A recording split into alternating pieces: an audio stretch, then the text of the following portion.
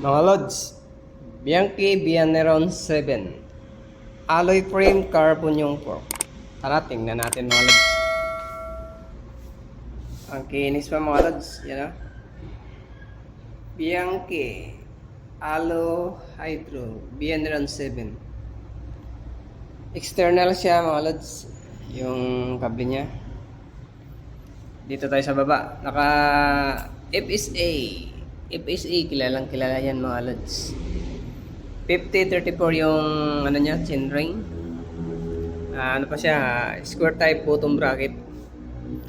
Shimano Sora ang kargada mga Lods. Yan. Shimano Sora sa FD niya. Yan. Sora din yung ano, RD. Naka 2x9 speed to mga Lods. 2x9. 2, 4, 6, 8, 9. Yan. 9 speed. Naka Novatic yung buha niya mga Lods. Self bearing. Ganda ng hub niya. Novatic. Yan ah. Self bearing na siya. Bianchi na rin yung ano mga Lods. Yung rim niya.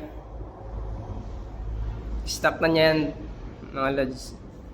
Harap at likuran yan, siyempre yan ah. Bianchi. Ang ganda nito mga Lods.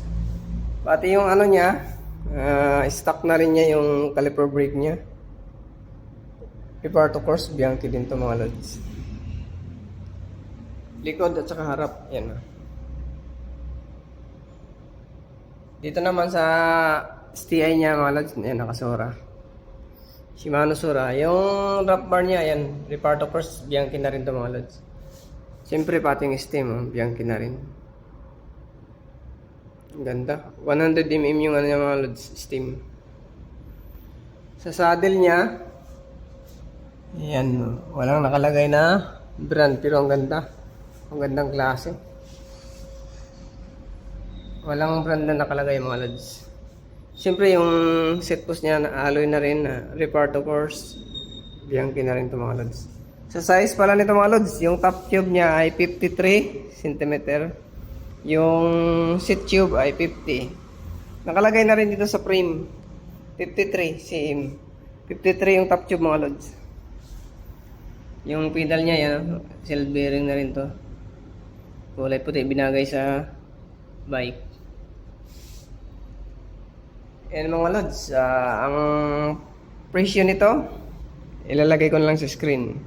Available yan kay Third Wheel Bikes. PM lang kayo sa page nila.